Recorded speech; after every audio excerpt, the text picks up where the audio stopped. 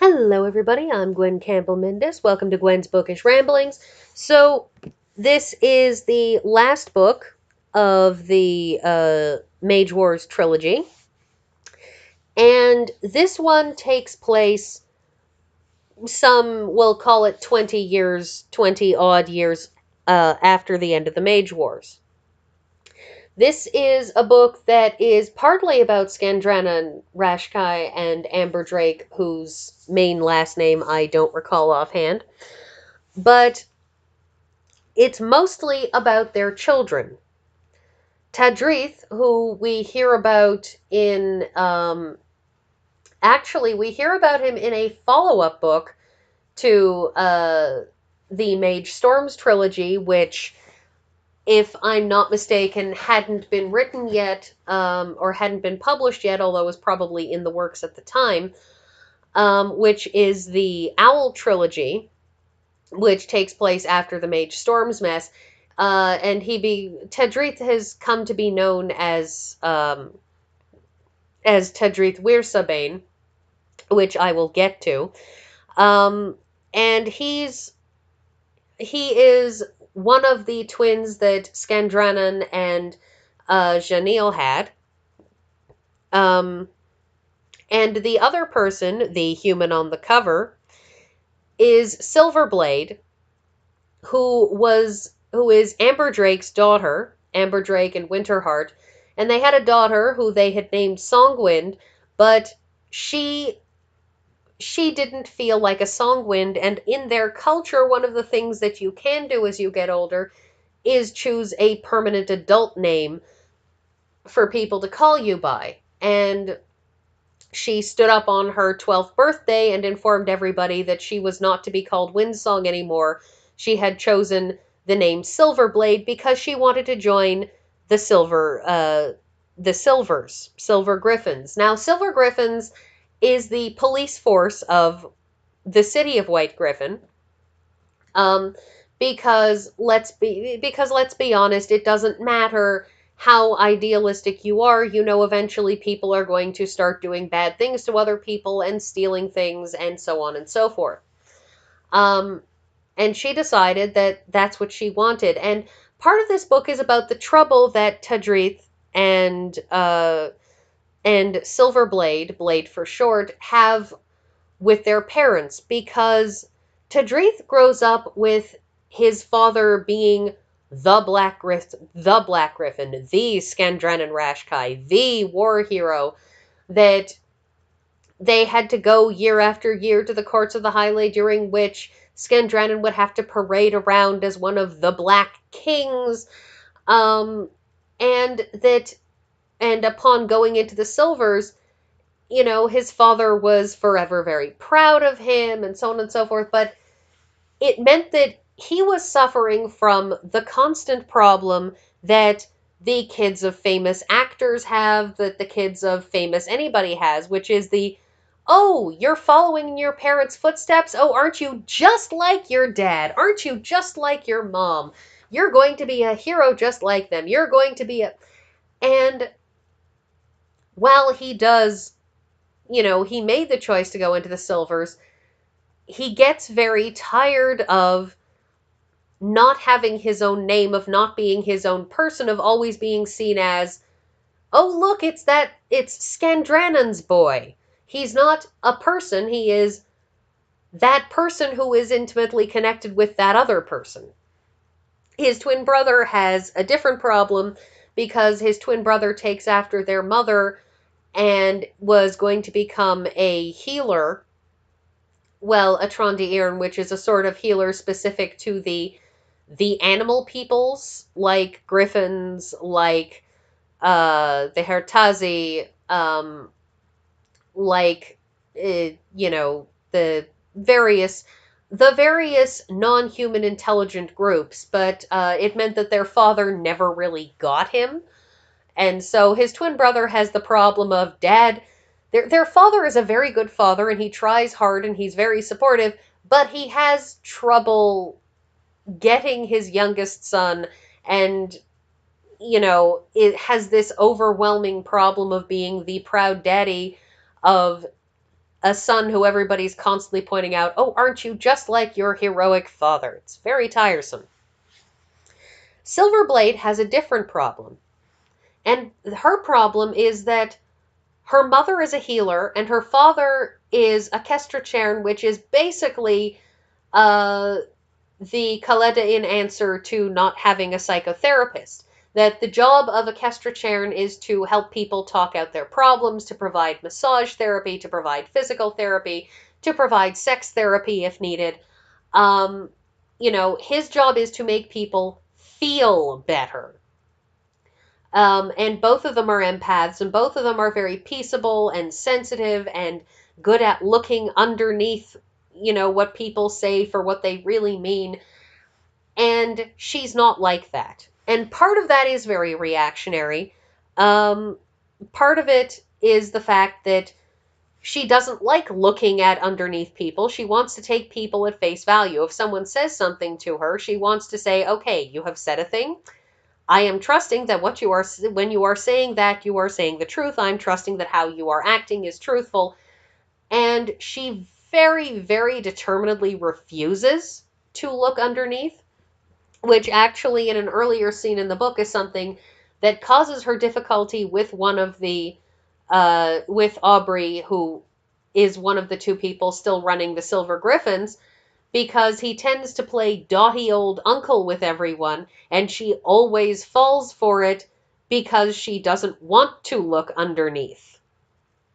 But all of that means that her dealings with her parents are awkward because her parents are, like I said, they're healers and they're sensitive and they can't understand how their child would wind up a warrior. They try their best to be supportive.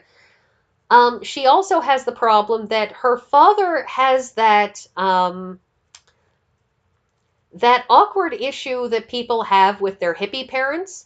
When you have a parent who's like, I'm happy to talk about sex with you any time, oh child of mine.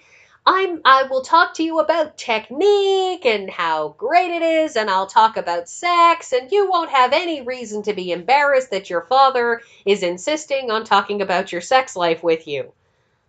And she always finds that so awkward that she's partially set herself up to come across as asexual just because it's so embarrassing, and her father doesn't seem to click with that.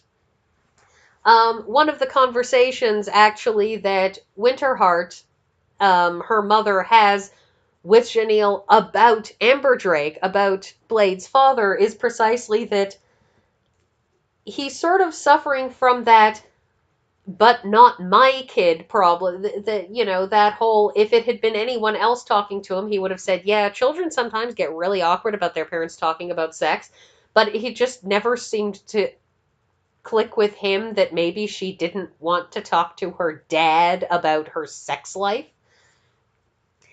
Anyway, so they get sent on a sort of a reconnaissance mission, because that's part of what the Silver Griffin, issues are. This is the frontispiece for all 3 books in the Mage series, actually. I had just been testing out certain things to take pictures with, and I figured, you know what, we'll leave that there. So, frontispiece, a Griffin, probably Scandranan, reading a book. That's Janelle and Winterheart, so the mothers in this book. And this is Tedrith. The thing about this is when they go down, because what happens is basically, they're sent off to do this reconnaissance, when a whole bunch of magic gets sucked out of the carrying basket that Tedrith is carrying Blade in. There was magic on it to make it light enough for him to carry her, and when that goes out, they both, he's a flying creature, and suddenly the amount of weight he's carrying is basically, multiplied by like 10. So obviously he drops out of the air practically like a rock. They get injured. They have to get away. And So the bulk of this book is them being followed by Wyrsa, and you can see that they are like snake dogs. And the Wyrsa basically follow them, and it turns out that they eat magic, which is horrifying because not only are griffins made at least partly out of magic, but it means that one of the most potent weapons that they have, which is magic, is useless because the Wyrsa just sort of go, ooh, yay, snork. Anyways, so they're like sort of snake wolves, and only really, really smart. So they're like really smart, terrifying snake wolves. And Tadrith, over time, over the centuries, the millennia, gets the nickname of Wirsabane. But in this first adventure, they barely manage to get through it, and their parents, after a day or two of them being missing, throw up a really huge hissy fit. And throw their political weight around because they have political weight that they wouldn't normally throw around, but it is their kids. And at first, it does come across as just, the white griffin, Skandran and Rashkai going, my kid is more important than everything else. And Amber Drake, who, is normally the most rational person out there, going, no, my kid is the most important person in this city. Until it's pointed out that they were treating this like people going missing on a reconnaissance mission during a war. When people go missing during a war, you shrug and you deal with it because you're in the middle of a war and you know anything could have happened. But this was a straightforward reconnaissance mission in peacetime. People don't go missing. And at that point, they realize that there is a problem because if people are going missing without a trace, without the ability to contact them, without anything, that indicates something more serious is going on. Which is how they find a magic null area and they find the Wyrsa. And the thing about the Wyrsa is, if they hadn't gone after this, the Wyrsa would have just kept on moving, hunting out every area they passed through, and would have probably attacked Black Griffin, and there is no telling the kind of casualties they would have caused. So the end of this book is a big dramatic final fight scene between the Wyrsa and Skandranan and Amber Drake and Tadrith and Silverblade, who, after this whole mess, Skandranan and Amber Drake insist on going along with the search teams. They head out. There are some tragedies along the way, and they make their way to their children. And this moment, this period where they sort of fight side by side with them, it's a coming of age sort of moment, even though I hate that turn of phrase. I really, really do. In that the children, who after all aren't children anymore, finally get this chance to feel like they're being seen as equals, to feel like they're not being seen as my kid, my chip off the old block, or in Blade's case, that changeling who seems to have grown up with us and I don't know what to do with her. And it's an excellent moment for them. It's an excellent moment for them both to feel like they finally come into their own, like they're finally their own people. And the thing is that in Silverblade's part, she has the realization that her father wanted to know that he had done okay as much as she wants her parents to tell her that she's doing okay, that she's fine, that perhaps she was just as alien to her father as he was to her, and that they were both struggling, which is a very freeing thing for her,